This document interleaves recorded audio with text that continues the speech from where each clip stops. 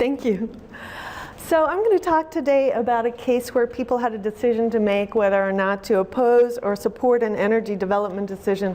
And on the surface, this was a question about water, but at a deeper level, it becomes a decision about energy and oil shale. And so the questions that I was looking at were things about what are people willing to give up, and how does that change over time in relationship to energy development.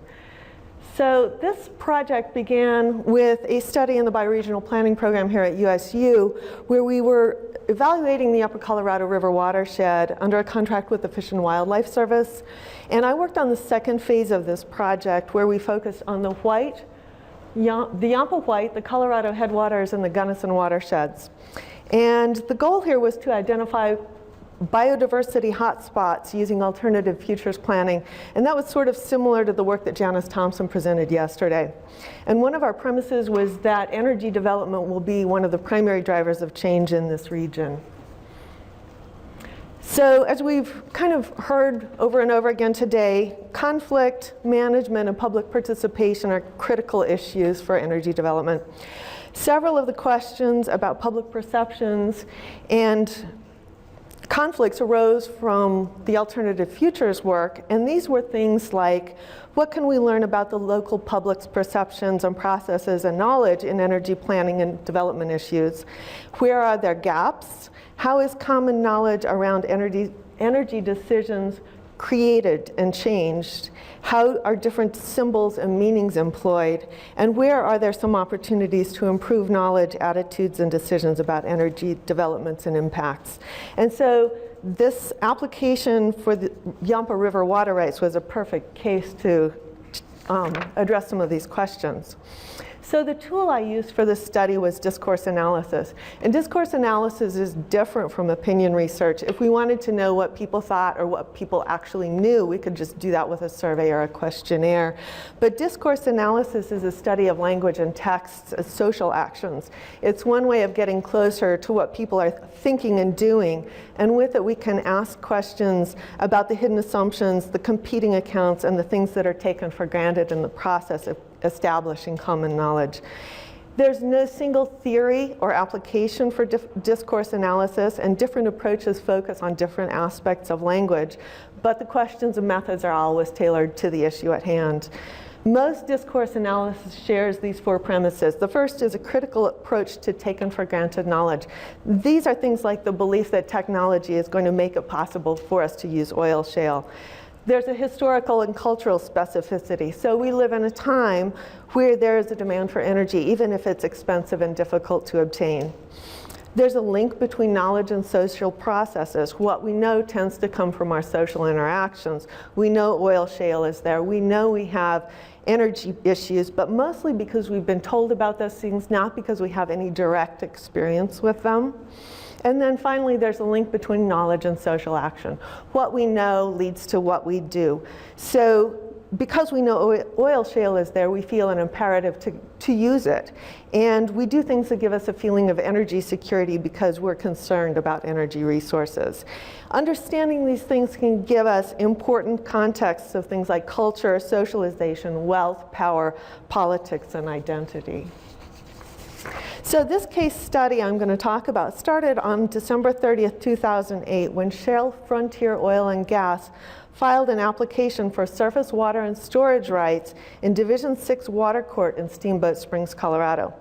Shell wanted to take a total of 375 cubic feet per second out of the Yampa River and pump it to a reservoir they planned to construct. This was going to be a large reservoir. It would cover 1,000 acres of ground and hold 45,000 acre-feet of water. The water would then be pumped to another location near Shell's oil shale leases, where it would be used in industrial oil shale activities. In addition to the extraction of oil, it could be used for indirect activities like power generation and trade for other water. So this map shows the locations. This large area is the Yampa River watershed. This is Dinosaur National Monument, and these large olive-colored areas are oil shale deposits. The Yampa River runs here, and the extraction point right here is important because it's above the confluence with the Little Snake River. So this does not involve Wyoming because all of the water is coming out of Colorado, and it remains a very localized issue. The reservoir site is here, so they're going to pump water across here, and then they'll pump water down here. And in these tiny, tiny spots, let's see if I can point at one right there, those are the existing 160-acre research demonstration and development leases that Shell owned. The other two, these two belong to other companies. And the larger blue areas are the 5,000-acre leases that Shell anticipated being able to get after they demonstrated that they were able to do this. So before we start looking at the discourse analysis, I want to introduce some of the key players and issues. We have water rights, the Yampa River, the people factor, oil shale, and Shale Oil itself.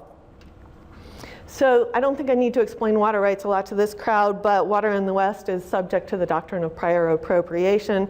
If you have water rights, you need to use them or lose them. People who have senior water rights have priority, and those who have junior rights may not get any or enough water during dry years. So water is not property, but it's considered a right. And that right is not technically property, but it's treated like that in that it can be bought, sold, traded, exchanged, etc. An absolute right is the right to take water out of the river and use it. A conditional right is issued when a project is anticipated and the need for water is there, but the holder has to be diligent in developing that water right, or it'll be considered abandoned and someone else can claim it. The advantage of a conditional right is it puts a time stamp on the water right, and that's very important in this case. The Yampa River is considered to be the last wild river in the West. It's the last undammed tributary of the Colorado. The river supports agriculture, ranching, recreation, and tourism. And the rivers in this area of the Colorado Basin hold 4 endangered fish. And the lower reaches of the Yampa River are considered critical habitat for these fish. And they exist there mostly because this is undammed. The Fish and Wildlife Service has an agreement that limits new development of this water to 54,000 acre feet before mitigation will be required. And the Yampa is considered the only significant source for new water rights in the upper Colorado River system. And another important thing about this river is that this was a defining moment for the environmental movement. David Brower, as director of the Sierra Club, fought for this river. He traded the dam in Dinosaur against the Glen Canyon Dam, and that's a decision he expressed regret for the rest of his life. So this is a pretty monumental river in terms of the environmental movement.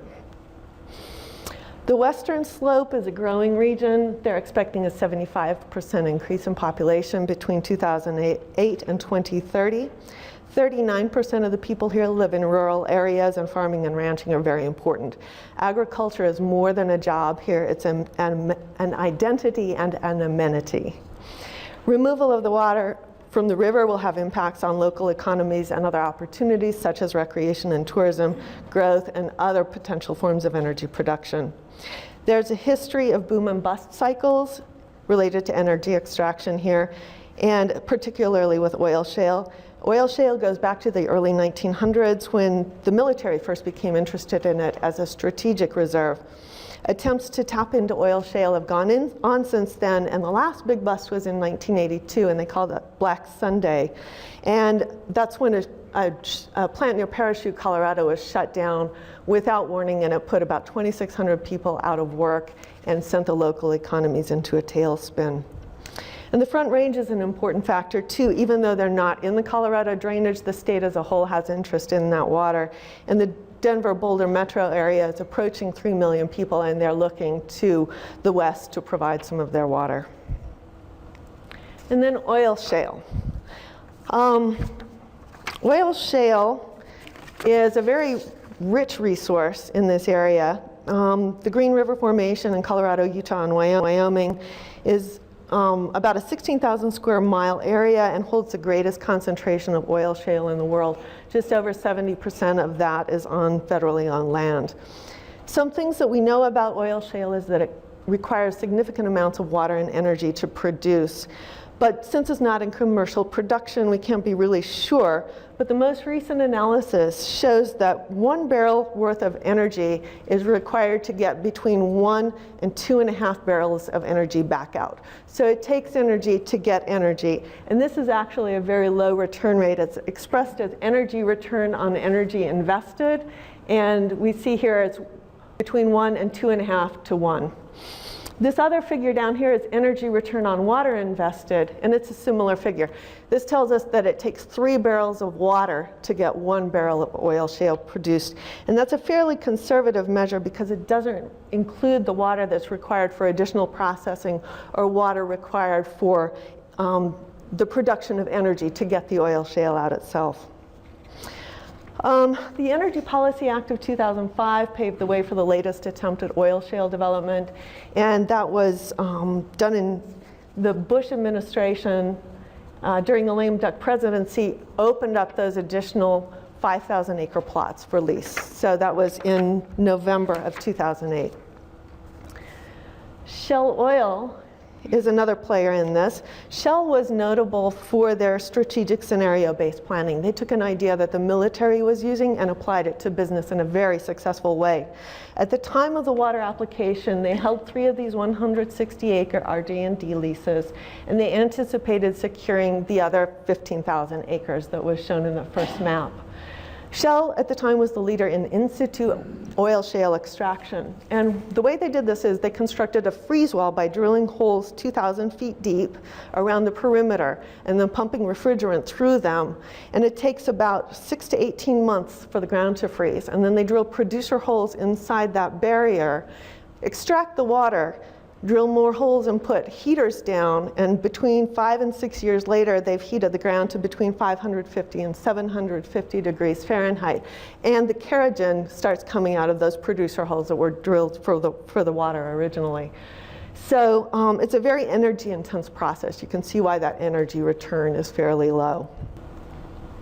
So what I did in discourse analysis was to go through and look for news articles between December 1st, 2008 and March 15th, 2010. The articles were screened for related content, and in the end, 40 news, opinion, and editorial pieces were selected. I started out by anticipating possible topics of discussion, and then through multiple readings developed additional topics that were used to evaluate these news pieces. Final ratings were conducted using 69 different variables with additional comments collected. And variables were things like, are they expressing approval or disapproval? Are they describing energy or water inputs? And are they using examples or equivalents to demonstrate what they're talking about? The issues that don't come up in those discussions are also important. And for the discourse analysis, I relied on the articles themselves, but I also used other documents such as water court papers, Shell's plan of operation, and a few other things as background and reference. So I'm just going to go through the timeline really quickly here. In early January, news articles started reporting the filing and analyzing what the impacts might be. On January 7th, 2009, a bill was introduced in the Colorado House by Representative Lundberg to reduce the severance taxes on oil shale. This wasn't reported in local news until March. In late January, there was a joint meeting of Routt and Moffat County Boards of Commissioners. Reports indicate that there was a lot of tension and apprehension about what was going to happen here. At this point, and through February, reports talk about filing of opposition. It's necessary to file a letter of opposition with the court to be able to be informed and be a participant in the process. Some of the reports and spokespersons were really careful at this stage to say they're not really objecting to this, but they're filing as opposers just to be able to be in the loop. And then the conflict with the Front Range interests and developments were apparent and reported on from the very beginning. So just to go over some of the frames and the rhetoric used here, Shell used a lot of keywords and phrases, things like diversity of water rights, best management practices, mutual benefits, sustainable resources, and cooperating with others. They pointed out that they were accumulating water rights so that they wouldn't impact other users. There's an emphasis here on the technology being at least 10 years away. News reports started trying to demonstrate how much water was involved. They used river flows, acre-foot equivalents, like an acre-foot of water will supply a family of 5 for a year. And then they used other comparisons with other reservoirs for size. And there is no consensus at this point on whether or not this is a lot of water or just a little bit of water, and it's easy to frame it either way because 375 cubic feet per second is about 8% of the peak flows in May and June, but it's also greater than the total flow in the river during a lot of the other months of the year. So we have the first mention at this point about how much energy and water are required, but these ideas don't really take hold yet. Nobody starts to talk very much about those. And the first reporting of the amount of water that the energy companies control came from the Denver Post. And they state this as a percentage, but nobody really pays attention to that very much either. And there's a concern that the water rights states a flow, but not a quantity. So they say how fast they can take it out, but they don't limit or cap the amount of water they can actually take. Okay. In February, concerns started to grow over impacts to agriculture, recreation, economics, environment, growth, and development. And we start to see people expressing the feelings of powerlessness. And it becomes apparent that under the Fish and Wildlife Service Agreement, to protect the endangered fish, Shell has probably beaten everybody else to the punch for that last available water. Shell maintains that it expects that by the time of production, water usage will be 1 barrel of oil to 1 barrel, or 1 barrel of water to 1 barrel of oil.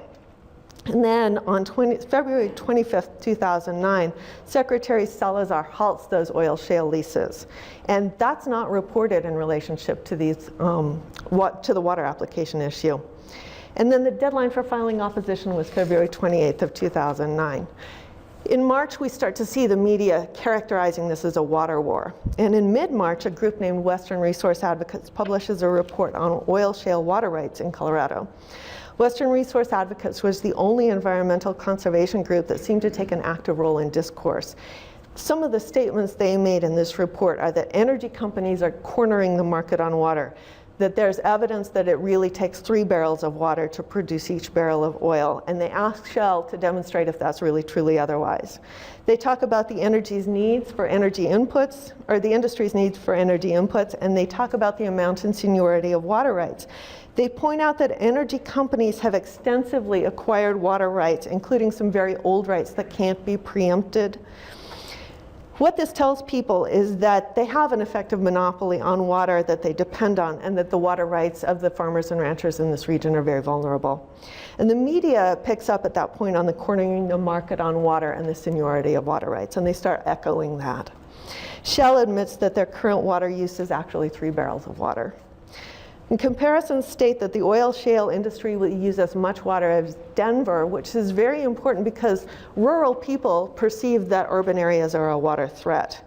And there's a fine line here that Shell is trying to walk. They're saying that there's so much energy to be had out there that they need to get at it, and it's very, very important. But on the other hand, they're also saying that they can't produce it fast enough that it's going to have any impact on water. So it's kind of both things going on. And then at this point, we have the first reference to the oil shale bust in 1982, the Black Sunday event. In May, things start to calm down. We don't hear a lot. Most of the opinion and editorial pieces express disapproval. In June, there's a meeting of a board, 2 boards that are just advisory. They aren't going to have a lot to say as far as the final decision. And then in June, NPR airs a story, and they are the only ones to mention the Sierra Club history, and the only ones that suggest leaving the water in the river. These are sort of traditional environmental issues, and so that's the only case that we have of this sort of thing coming up. On October 10th, 2009, BLM announces a new round of oil shale leases, and they've downgraded these leases to 640 acres from the original 5,000, and they're only going to lease for 10 years instead of 20. And then on February 23rd, 2010, Shell withdrew their application.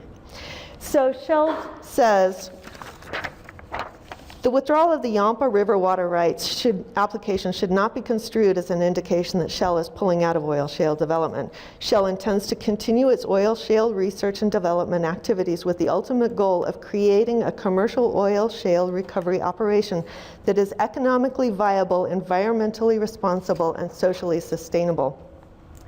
but we don't know what environmentally responsible and socially sustainable are. And from a discourse perspective, this is really interesting because these terms are usually stated as environmentally sustainable and socially responsible. So those are flipped, and that's an interesting aspect. So there appears to be a good general understanding of some of the systems at issue in this matter. Water law, the energy industry, dynamics of growth, and socioeconomic systems were discussed with frequency, and less understood seem to be the environmental systems, water and hydrology, and the process of energy production.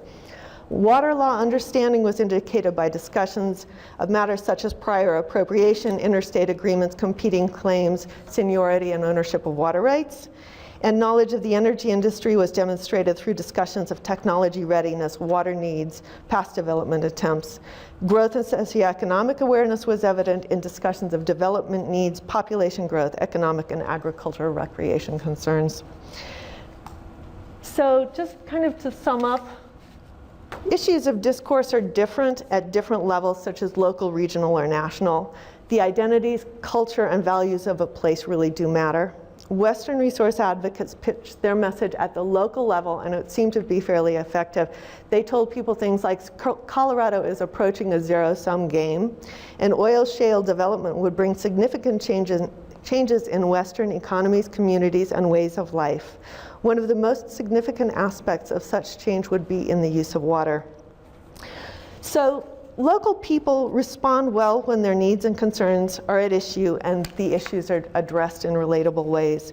This indicates that there's an important opportunity for information and education about how energy is produced and what the impacts are by using a more personalized perspective. And then just a few questions for the future. What role does social media play? How are cultural symbols and identities drawn into framing and discourse? Which are effective and why? And are there identifiable patterns in the types, content, or shifts in energy discourse? And just as a final note, Shell did not pursue any of those final leases. In August of 2012, they were awarded to Natural Soda Holdings and ExxonMobil.